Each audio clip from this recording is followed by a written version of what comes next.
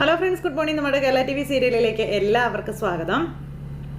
അങ്ങനത്തെ നമ്മുടെ ബാലചന്ദ്രൻ്റെ കാര്യങ്ങൾ ആലോചിച്ച് ടെൻഷൻ അടിച്ച് തല പുകഞ്ഞു നിൽക്കുന്ന ഗംഗേട്ടൻ്റെ അടുത്തേക്ക് വരുവാണ് മാലതി. അപ്പോൾ എന്താ ചെയ്യേണ്ടതെന്നൊക്കെ മാലതി ഇങ്ങനെ ചോദിക്കുമ്പോൾ ഞാനിപ്പോൾ വൈജയെ വിളിക്കായിരുന്നു എന്ന് പറഞ്ഞു.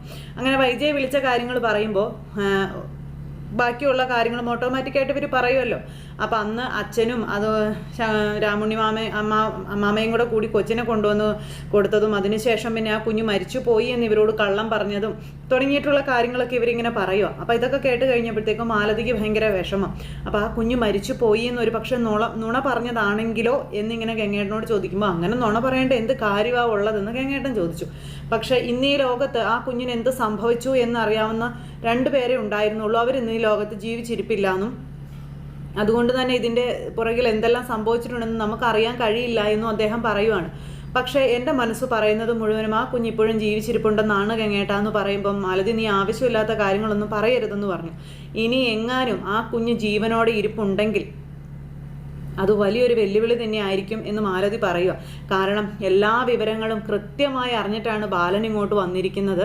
ബാലൻ എന്തൊക്കെയോ മനസ്സിലാക്കി അല്ലെങ്കിൽ ആ കുഞ്ഞിനെ കണ്ടെത്തിയിട്ടാണോ ഇങ്ങോട്ട് വന്നിരിക്കുന്നതെന്നൊന്നും നമുക്ക് പറയാൻ പറ്റില്ല തുടങ്ങിയ കാര്യങ്ങളൊക്കെ ഇങ്ങനെ പറയുമ്പോൾ അങ്ങനെയൊക്കെ സംഭവിക്കുമോ എന്ന് ഗംഗേട്ടൻ ചോദിക്കുക. ഇത്രയൊക്കെ സംഭവിക്കാമെങ്കിൽ ഇനി അതും സംഭവിച്ചുകൂടെ? ബാലൻ ഇപ്പോൾ ഈ ഒരു പ്രശ്നമായിട്ട് അല്ലെങ്കിൽ ഈ ഒരു സത്യം അറിഞ്ഞ് നമ്മുടെ അടുത്തേക്ക് വരുമെന്ന് നമ്മൾ സ്വപ്നത്തിലെങ്കിലും വിചാരിച്ചതായിരുന്നോ? അല്ലല്ലോ. അതുകൊണ്ട് തന്നെ ഇനിയും അത് സംഭവിക്കാവുന്നതേ ഉള്ളൂ. ഗംഗേട്ട, എന്ത് ചെയ്യണമെന്ന് എനിക്കൊരു രൂപം കിട്ടുന്നില്ല എന്ന് പറഞ്ഞു. ആ കുഞ്ഞെങ്ങാനും അന്നത്തെ ആ ഒരു അവസ്ഥയിൽ ഇവർ അനാഥാലയത്തിൽ കൊണ്ടാക്കിയതാണെന്നും അല്ലെങ്കിൽ ആ കുഞ്ഞ് മരിച്ചിട്ടില്ല എന്നെങ്ങാനും വൈജി അറിഞ്ഞാൽ ഇപ്പോൾ ബാലൻ വന്നതുപോലെയൊന്നും ആയിരിക്കില്ല ഇനി കാര്യങ്ങൾ. ഇനി ആ ഒരു സംഭവം എങ്ങാനും പുറത്തു വന്നാൽ ഭൂകമ്പം ഉണ്ടാക്കാൻ പോകുന്നത് വൈജയായിരിക്കും. വൈജയുടെ മുന്നിൽ നമുക്ക് ആർക്കും പിന്നെ പിടിച്ചു നിൽക്കാൻ കഴിയില്ല എന്ന കാര്യങ്ങളൊക്കെ പറയുക. അപ്പോൾ അതൊക്കെ കേട്ട് കഴിഞ്ഞപ്പോഴത്തേക്ക് മാലതിക്കും ഭയങ്കര ടെൻഷനായി. എങ്ങനെയെങ്കിലും ബാലനെ പറഞ്ഞ് അനുനയിപ്പിച്ചെടുക്കണം. അതുമാത്രമാണ് നമ്മുടെ മുന്നിലുള്ള ഏക പോംവഴി. അല്ലാത്ത പക്ഷം നമുക്ക് ഒരിക്കലും ഇതിൽ നിന്ന് രക്ഷപ്പെടാനായിട്ട് പറ്റില്ല എന്നും പറഞ്ഞുകൊണ്ട് മാലതിയും പറയുവാണ്. എങ്ങനെയെങ്കിലും കൺവിൻസ് ചെയ്ത് ബാലനെ ഇവിടെ നിന്ന് പറഞ്ഞയക്കണമെന്നും അതോടൊപ്പം തന്നെ അവരുടെ വൈജയുടെയും ബാലൻ്റെയും കുടുംബജീവിതം തകരാൻ പാടില്ല എന്നൊക്കെ പറഞ്ഞ് എല്ലാ കാര്യങ്ങളും ഇവർ പ്ലാൻ ചെയ്ത് ബാലൻ്റെ അടുത്തേക്ക് ചെല്ലും. അപ്പോൾ ബാലനാണെന്നുണ്ടെങ്കിൽ പാവം ഇങ്ങനെ വിഷമിച്ച് സങ്കടപ്പെട്ട് അവിടെ ഇങ്ങനെ ഇരിക്കും കേട്ടോ. അങ്ങനെ വിഷമിച്ച് സങ്കടപ്പെട്ടിരിക്കുന്ന മനുഷ്യന് എന്താ പറയുന്നത്, ഒരു ഭ്രാന്തനെ പോലെ ആ പാവം അവിടെ ഇരിക്കുന്നത്. ഇവർ ചെന്നിട്ട് ബാല എന്ന് പറഞ്ഞ് വിളിച്ചു. നേരത്തേക്കും ബാലൻ ഇവരെ ഒന്ന് നോക്കി. എന്താണ് ചേട്ടൻ്റെയും ചേച്ചിയുടെയും തീരുമാനം എന്നിങ്ങനെ ചോദിക്കുമ്പോൾ ബാല, ഞങ്ങൾ പറയുന്നതൊന്ന് സമാധാനമായിട്ട് ബാലൻ കേൾക്ക്. ബാലൻ ഇങ്ങനെ എല്ലാം നഷ്ടപ്പെട്ടു പോയതുപോലെ ഒന്നും ഇരിക്കല്ലേ. ബാലൻ ഒന്നും നഷ്ടപ്പെട്ടിട്ടില്ല എന്ന് പറയുമ്പോൾ നാണമുണ്ടോ നിങ്ങൾക്ക് എന്നോടിത് പറയാൻ? എനിക്കൊന്നും നഷ്ടപ്പെട്ടിട്ടില്ലെന്ന്. നഷ്ടപ്പെട്ടത് മുഴുവൻ ഈ ബാലന് വേറൊരുത്തൻ്റെ അവശിഷ്ടമാണ് ഞാൻ ഉപയോഗിച്ചത് എന്ന് ഓർക്കുമ്പോൾ എനിക്ക് എന്നോട് തന്നെ വെറുപ്പാണെന്നൊക്കെ പറയുമ്പോൾ ബാല, അങ്ങനെയൊന്നും പറയല്ലേ, ബാലനോട് കാര്യങ്ങളെല്ലാം ഞാൻ പറഞ്ഞതല്ലേ എന്ന് മാലതി പറയുമ്പോൾ, നിങ്ങൾ പറഞ്ഞത് നിങ്ങളുടെ ഭാഗം ന്യായീകരിക്കാൻ വേണ്ടി, നിങ്ങളുടെ പെങ്ങളെ രക്ഷിക്കാൻ വേണ്ടി, അല്ലാതെ ഈ ബാലചന്ദ്രൻ എന്ന് പറയുന്നവൻ്റെ ആത്മാഭിമാനത്തിന് നിങ്ങൾ എന്തെങ്കിലും വില കൽപ്പിച്ചിട്ടുണ്ടോ? ഉണ്ടെങ്കിൽ നിങ്ങൾ ആരും ഈ ചതി ഇത്രയും കൊല്ലം എന്നിൽ നിന്ന് മറച്ചു വെക്കുകയോ എന്നോട് ഈ ചതി ചെയ്യുകയോ ചെയ്യില്ലായിരുന്നു. ഇപ്പം ഞാനായിട്ട് സത്യങ്ങളെല്ലാം കണ്ടെത്തി ഇവിടെ വന്നതുകൊണ്ടല്ലേ ഇതെല്ലാം നിങ്ങളിപ്പോൾ എന്നോട് പറഞ്ഞത്. ഇല്ലെങ്കിൽ നിങ്ങളിത് എന്നോട് പറയുമായിരുന്നു. ഞാൻ വീണ്ടും ഒരു കോമാളി വേഷം കെട്ടി ഇങ്ങനെ ജീവിക്കുമായിരുന്നില്ലേ എന്ന് അദ്ദേഹം ചോദിക്കുക. ബാലൻ കോമാളിയാണെന്നൊക്കെ ആര് പറഞ്ഞു? ബാല കുടുംബം മറന്നൊന്നും ചെയ്യരുത്. ബാലന് 3 കുഞ്ഞുങ്ങളില്ലേ, വൈജയെ പോലൊരു ഭാര്യയില്ലേ, ആ കുടുംബമൊക്കെ തകർത്തെറിയാൻ എളുപ്പമാണ് ബാല. ആ കുടുംബത്തിന് ഒരു പോറൽ പോലും ഏൽക്കാതെ കൊണ്ടു നടക്കാനാണ് പാടെന്ന് പറയുമ്പോൾ കുടുംബത്തിൻ്റെ വില എന്താണെന്ന് ഏട്ടത്തിക്ക് അറിയാവോ എന്ന് ചോദിച്ചു. പക്ഷേ ഈ ബാലൻ അറിയാം. എനിക്ക് അങ്ങനെ ഒരു കുടുംബമൊന്നും ഉണ്ടായിട്ടില്ല മാലതി ഏടത്തി. നിങ്ങളുടെ അനിയത്തിയെ ഞാൻ വിവാഹം കഴിച്ചതിന് ശേഷം ഈ നിമിഷം വരെ അവളുടെ കാൽ ചുവട്ടിലെ വെറും പുഴുവായിട്ട് തന്നെയാണ് ബാലചന്ദ്രൻ കിടന്നത്. ഒരു നല്ല ഭാര്യ എന്താണെന്നോ ഒരു നല്ല കുടുംബം എന്താണെന്നോ ബാലചന്ദ്രൻ അറിയില്ല. സ്നേഹത്തോടെ ഒരു വിളി, സ്നേഹത്തോടെ ഒരു വാക്ക്, സ്നേഹത്തോടെ ഒരു ഗ്ലാസ് വെള്ളം പോലും നിങ്ങളുടെ വൈജി എനിക്ക് എടുത്തു തന്നിട്ടില്ല. എന്നിട്ടും ഇത്രയും കൊല്ലം ഞാൻ എങ്ങനെയൊക്കെയോ തള്ളി നീക്കി, എൻ്റെ മക്കളെ ഓർത്ത് തള്ളി നീക്കിയെന്ന് പറയാം. പക്ഷേ ഇവിടെ ഞാൻ തോറ്റുപോയി. എന്നെ തോപ്പിച്ചു കളഞ്ഞു എല്ലാവരും. അപ്പോൾ അങ്ങനെ ഒരു ചിന്ത ബാലൻ്റെ മനസ്സിൽ കിടക്കുന്നത് കൊണ്ടാണ് ബാല ഈ പ്രശ്നങ്ങൾ മുഴുവൻ. ബാലൻ ഒരു കാര്യം ചെയ്യുക, എല്ലാം മറക്ക്, എല്ലാം മനസ്സിൽ നിന്ന് എടുത്ത് പറിച്ചെറിഞ്ഞ് കള, എന്നിട്ട് പഴയ ബാലനായി ജീവിക്കാൻ പറയുമ്പോൾ ഇനി എനിക്ക് പഴയ ബാലനാകാൻ ഒരിക്കലും സാധിക്കില്ല. ഇനി ഈ ബാലൻ പഴയ ബാലനാവില്ല. ബാലൻ അങ്ങനെ ആവാൻ കഴിയില്ല. വല്ല പൂവോ അല്ലെങ്കിൽ വേറെ എന്തെങ്കിലും ആയിരുന്നെങ്കിൽ നിങ്ങളുടെ മുന്നിൽ വെച്ച് തന്നെ ഞാനൊരു കത്തിയെടുത്തത് അറുത്തെറിഞ്ഞങ്ങ് കളഞ്ഞേനെ. പക്ഷേ ഇതെനിക്ക് കഴിയില്ലല്ലോ. ഇതെൻ്റെ ജീവിതമായി പോയി, എൻ്റെ ജീവനായി പോയി.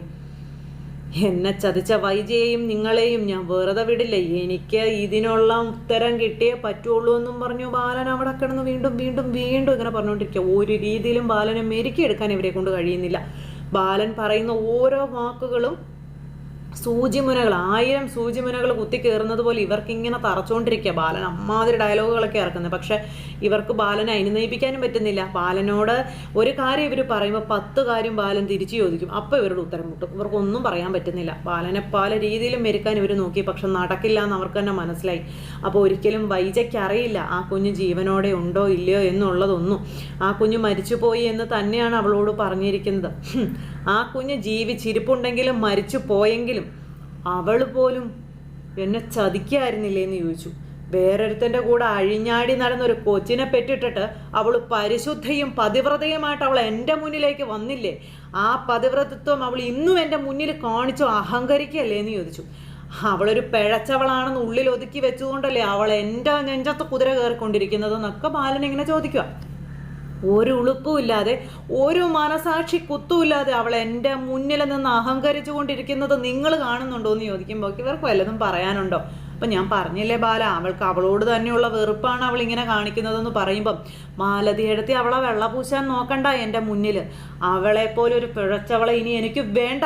എനിക്കിനി ഒരു കുടുംബം ഇല്ല. അത് ബാലൻ തീരുമാനിച്ചുറപ്പിച്ച കാര്യമാണെന്നും പറഞ്ഞ് ബാലൻ അവിടെ കിടന്നിങ്ങനെ ഉറഞ്ഞു തുള്ളുക. ബാലനോട് ഇനി എന്ത് സംസാരിച്ചിട്ടും കാര്യമില്ല എന്ന് ഗംഗേട്ടന് കാര്യം മനസ്സിലായി. മാലതിയേട്ടത്തെയാണെങ്കിൽ കിടന്ന് തലയും കുത്തി ശ്രമിക്കുകയാണ് പെങ്ങളുടെ ജീവിതം സുരക്ഷിതമാക്കാൻ. പക്ഷെ ബാലൻ വിട്ടുകൊടുക്കുക, ബാലൻ വിടുന്നുമില്ല.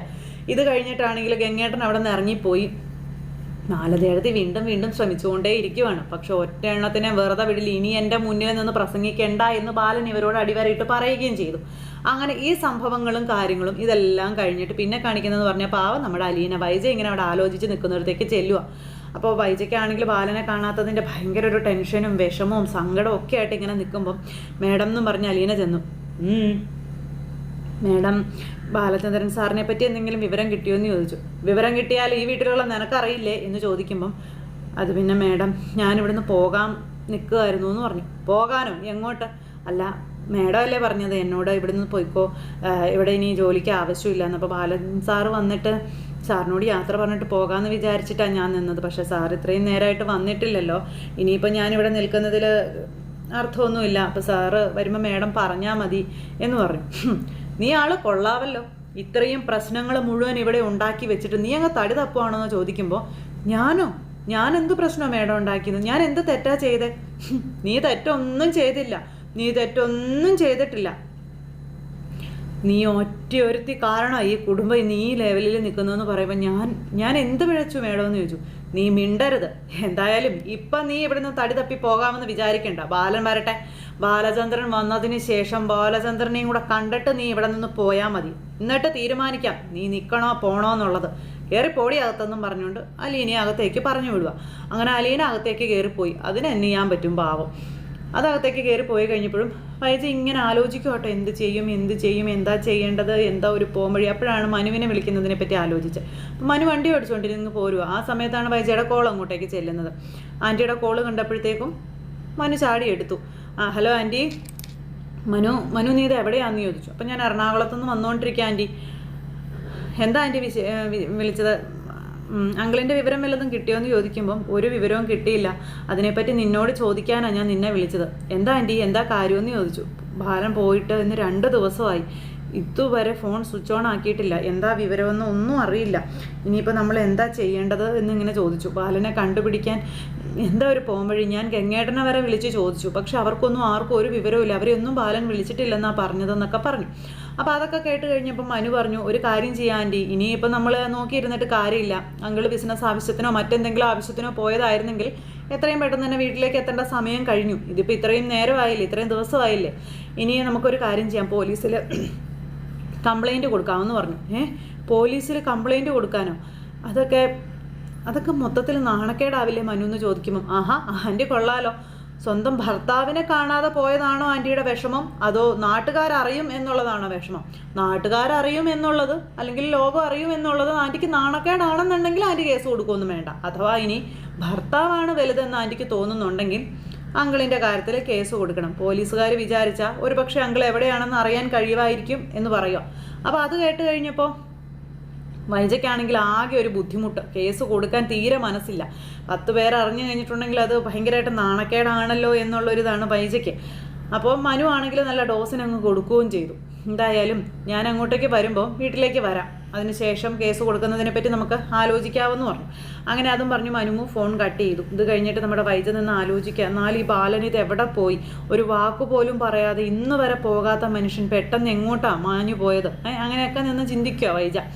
ഈ സമയത്താണെങ്കിലോ ബാലൻ അവിടെ വീണ്ടും വീണ്ടും ഇങ്ങനെ പ്രശ്നം ഉണ്ടാക്കിക്കൊണ്ടിരിക്കുക. അപ്പോൾ ബാലൻ തിരിച്ചു പോകാൻ പറഞ്ഞുകൊണ്ട് മാലതി ഇങ്ങനെ ബാലനെ നിർബന്ധിക്കുമ്പം എങ്ങോട്ട് പോകാൻ, ആരെ കാണാൻ, എനിക്ക് ആരാ ഉള്ളതെന്ന് ചോദിച്ചു. ബാലൻ്റെ 3 മക്കൾ വീട്ടിലില്ലേന്ന് ചോദിച്ചു. മക്കളെ വിചാരിച്ചാൽ ഞാൻ ഇത്രയും കാലം ജീവിച്ചതെന്നും ഇനി എനിക്കതിൻ്റെ ആവശ്യമില്ല എന്നൊക്കെ പറയുവാണ്. ബാലൻ ഇങ്ങനെ പറഞ്ഞാൽ എങ്ങനെയാണ് ശരിയാവുന്നത്? ആ കുഞ്ഞുങ്ങൾ എന്ത് തെറ്റ് ചെയ്തു എന്നൊക്കെ ഇങ്ങനെ ചോദിക്കുക. അപ്പോഴും ബാലൻ്റെ മനസ്സിൽ അലീന എന്ന് പറയുന്ന മുഖം ഇങ്ങനെ മറഞ്ഞുകൊണ്ടിരിക്കുക കേട്ടോ. അങ്ങനെ ബാലനെ നിർബന്ധിച്ച് അവിടെ നിന്ന് പറഞ്ഞു വിട്ട് സ്വന്തം വീട്ടിലേക്ക് പറഞ്ഞയക്കാൻ തലയും കുത്തി കിടന്ന് ശ്രമിക്കുക. ബാലനാണെങ്കിൽ അവിടെ കിടന്ന് ആ വീടെടുത്ത് തിരിച്ചു വെച്ചില്ലെന്നേ ഉള്ളൂ. ബാലൻ കിടന്ന് അങ്ങോട്ട് വെച്ചുകൊണ്ടിരിക്കുക, ബാലൻ പോകില്ല എന്നും പറഞ്ഞു. അപ്പോൾ അങ്ങനെ ഒരു സിറ്റുവേഷനും കാര്യങ്ങളും ഇതിൽ കൂടുതൽ വിശേഷങ്ങളും ഒക്കെ ആയിട്ട് നമ്മുടെ 6 എപ്പിസോഡ് വരുന്നുണ്ട്. അപ്പോൾ ആരും തന്നെ മിസ് ചെയ്ത് കളയരുതിട്ട്, എല്ലാവരും കാത്തിരുന്ന് കാണണേ. എല്ലാവർക്കും നല്ലൊരു ദിവസം ആശംസിക്കാം കേട്ടോ. എല്ലാവരും തരുന്ന സപ്പോർട്ടിനും സ്നേഹത്തിനും ഒത്തിരി നന്ദി ഹൃദയത്തിൻ്റെ ഭാഷയിൽ അറിയിക്കുന്നു. അടുത്ത സൂപ്പർ ഹിറ്റ് കഥമേ കാണുന്നത് വരെ എല്ലാവർക്കും tata, see you again, take care, bye by.